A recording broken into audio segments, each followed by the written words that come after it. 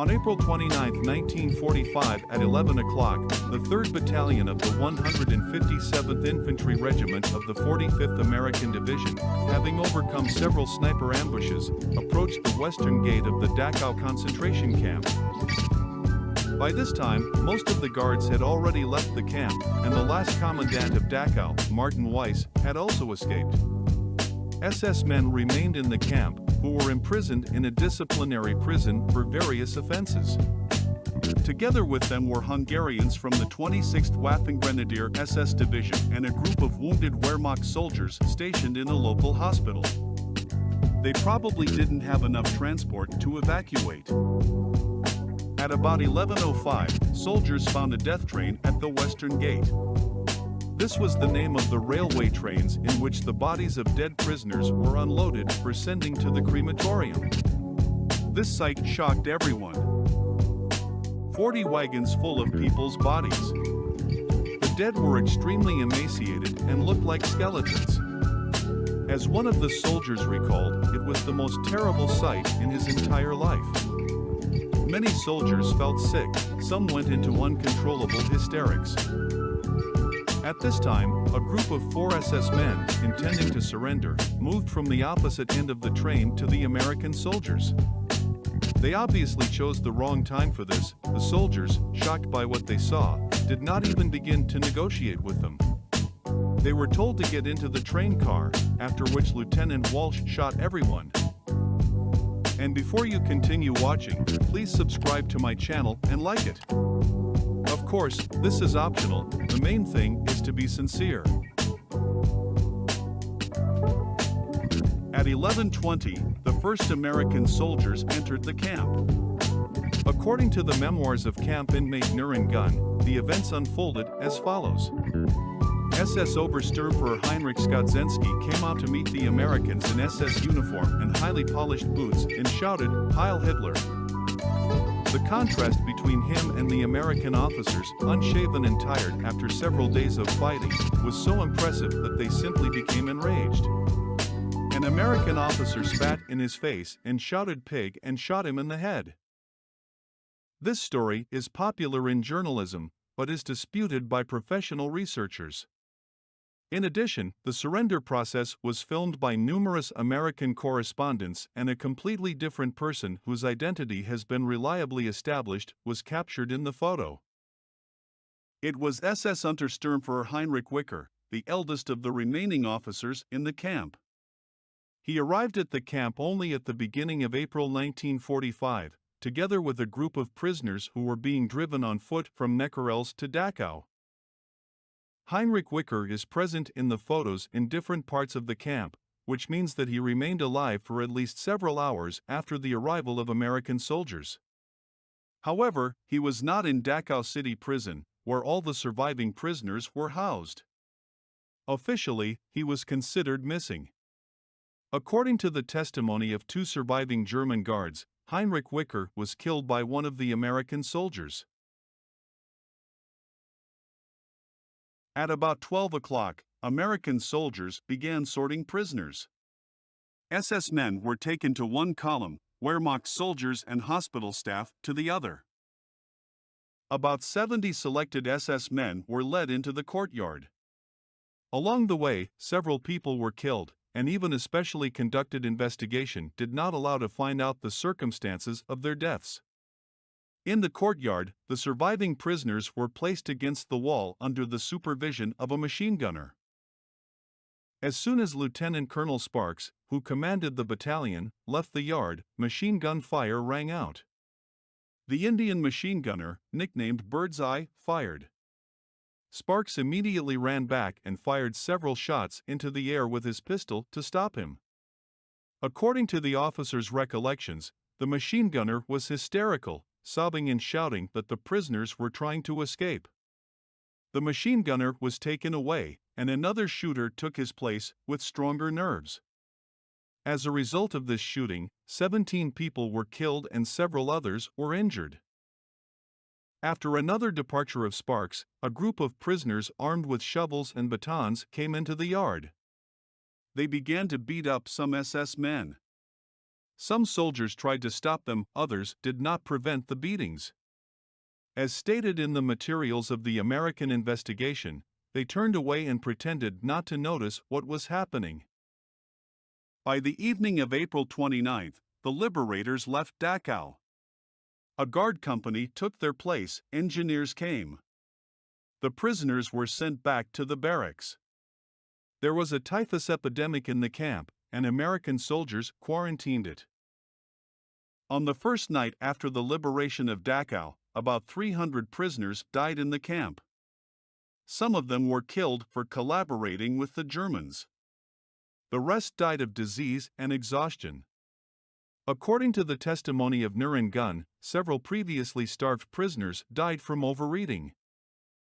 The next day, local residents were brought from the surrounding settlements, who were involved in unloading bodies from the death train. Not far from the camp, bulldozers dug several large trenches in which the dead prisoners of the camp were buried.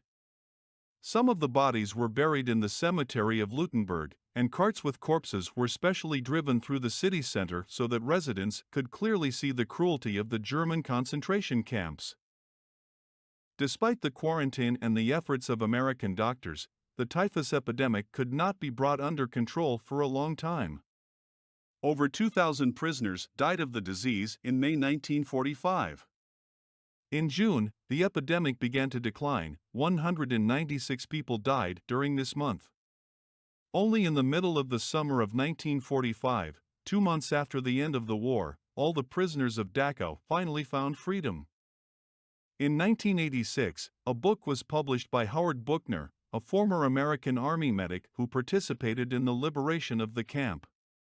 In the book with the telling title, The Avengers Hour, he picturesquely tells how American soldiers executed all Germans and Hungarians that day, while 40 people were killed by former prisoners.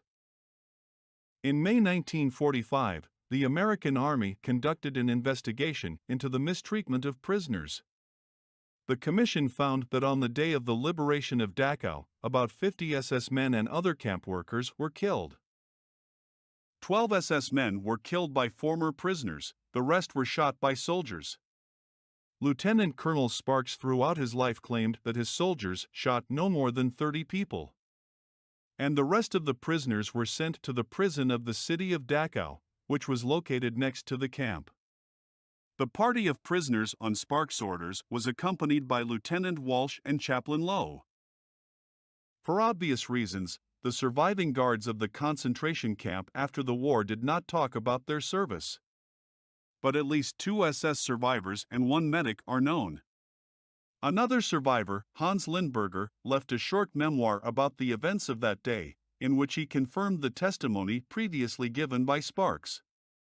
Hans Lindberger was in a group of SS men, at whom he opened fire with a bird's-eye machine gun, but survived and was not even wounded. Although the investigation identified by name almost all those who took part in the shootings, General Patton ordered the case to be closed, citing the severe psychological.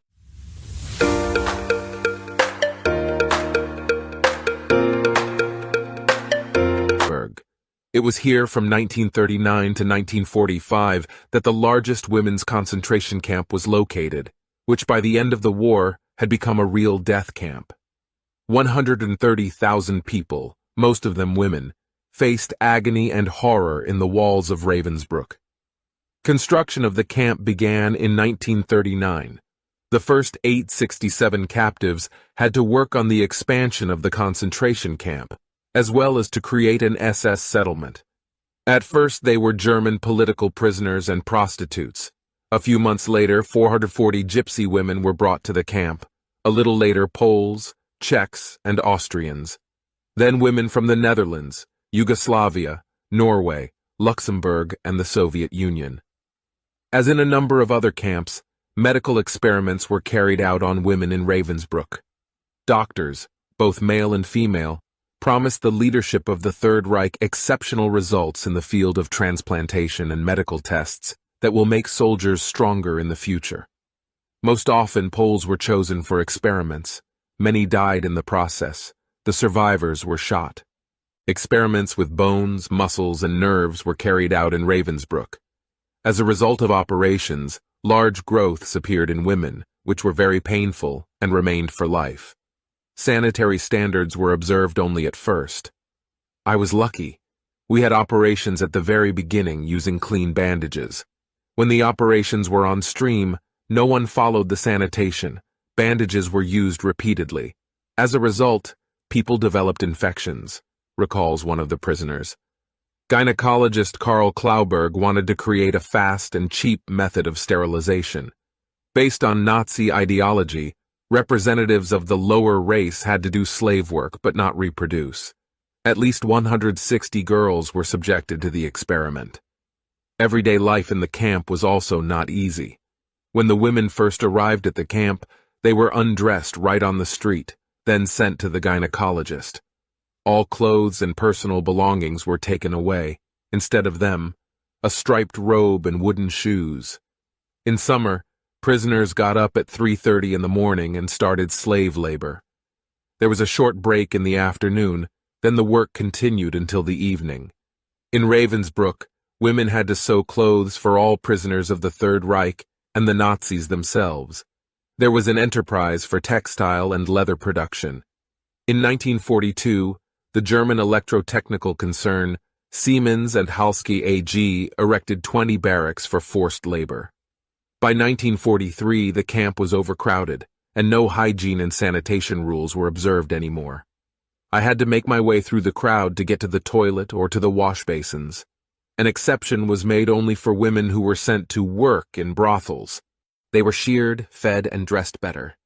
Brothels were opened on the territory of men's concentration camps in order to increase labor productivity.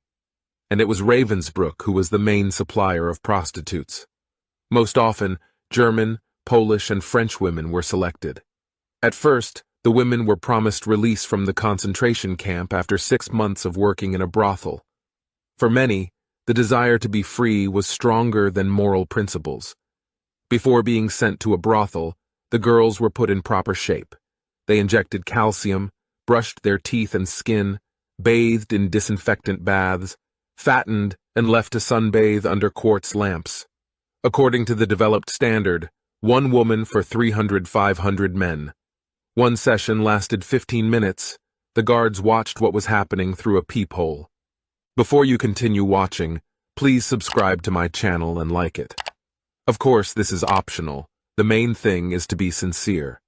Men, on the other hand, did not deprive themselves of pleasure and never refused such a way of encouragement, knowing full well that women in brothels are prisoners like them.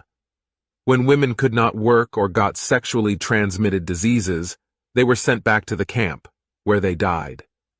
Despite all this, the position of a prostitute in a concentration camp was considered prestigious by many prisoners. After the war, some of the women who survived the brothels were stigmatized and ostracized by their communities, despite having been victims of horrific crimes. It was not until decades later that their stories were brought to light and recognized as part of the larger history of the Holocaust. I was 18 and I didn't even know what a brothel was, but there I had my first adventure. I already knew this young woman. Her name was Frida. She was 6 years older than me, so for me she was already an adult woman. She said to me, "Well, let's have a rest, smoke a cigarette." I've never smoked. Everything happened by itself. Later I asked my mother to send me 25 marks from home. One visit cost 2 marks. I went to her 12 times. The Dutchman Albert van Dyck recalled about his first experience in a brothel. When I went to the brothel, I didn't know anything. She asked me, "Have you ever slept with a woman?" It was my first time, and, of course, I liked it. Later I tried to get to this prostitute again, but the brothel did not work all the time. Sometimes it was necessary to clean up there. Women got sick or got pregnant. Once I climbed in the window and spent 2 hours with her, another prisoner described his experience. Due to forced sterilization, women did not get pregnant often. In most cases, they were immediately sent for a forced abortion. Only German women were allowed to give birth. That is why more than 600 children were born in Ravensbrück in a few years. The women had to return to work in a week and could only see the babies during the break. One of the unique expositions of Ravensbrück is the House of SS Führers. Only 54 SS officers are known to have worked in Ravensbrück with the rank of Führers. What made them perform this service, and why did the Germans dream of marrying them? Unlike ordinary citizens, the Führers received houses that were chic for that time, absolutely free of charge, even if they were near a concentration camp. The house where the first commandant of Ravensbrück, Max Kegel, and his wife lived is on display. On the ground floor there is a lobby with a fireplace, 2 rooms, a kitchen with a pantry, a toilet, and a corridor. On the second floor there is a bedroom, a children's room, a guest room, and a bathroom. The living area is slightly less than 150 meters. The house was equipped with central heating. The prisoners of the concentration camp landscaped the gardens of the Führer family, served their guests. The wives of such SS men were most often very educated women who believed that such a marriage would improve their living conditions. Within the framework of wartime, ordinary German women had to work at enterprises, but not the wives of the Führers. They were allowed to take care of children and everyday life. In 1943, a crematorium was built in Ravensbrück. From that moment it turned into a real death camp, and in 1944, the camp command received an order to destroy all sick, old, and inoperable prisoners. A male prisoner climbed onto the roof and threw a gas canister into the cell through the hole, which he immediately closed. I heard crying. After 2 or 3 minutes, everything fell silent. I cannot say whether the women were dead or unconscious, because I was not present when the cell was cleaned. This is how Assistant Commandant Schwarzhuber described the execution process. The conditions in Ravensbrück were notoriously harsh, and thousands of women died from hunger, disease, and inhumane treatment. The liberation of Ravensbrück was the result of the Soviet Army's advance towards Berlin during the final stages of World War II. As the Soviet Army pushed towards the German capital, they encountered a network of concentration and extermination camps where millions of innocent people had been imprisoned and killed. On April 27, 1945, the Soviet Army reached the outskirts of Ravensbrück and began their assault on the camp. The Nazi guards at Ravensbrück were well aware that the Soviet Army was approaching, and they attempted to evacuate the camp by forcing the prisoners on a death march to the north. However, many prisoners were too weak to walk, and the guards simply shot anyone who could not keep up. When the Soviet Army arrived, they found thousands of women who were emaciated, sick, and barely alive. The Soviet soldiers quickly organized medical care and food for the prisoners, which undoubtedly saved countless lives. Most of the officers, guards, and wardens of this concentration camp joined German society again after 1945 and were never held accountable for their service in Ravensbrück. Some of them are still missing. Thank you for watching this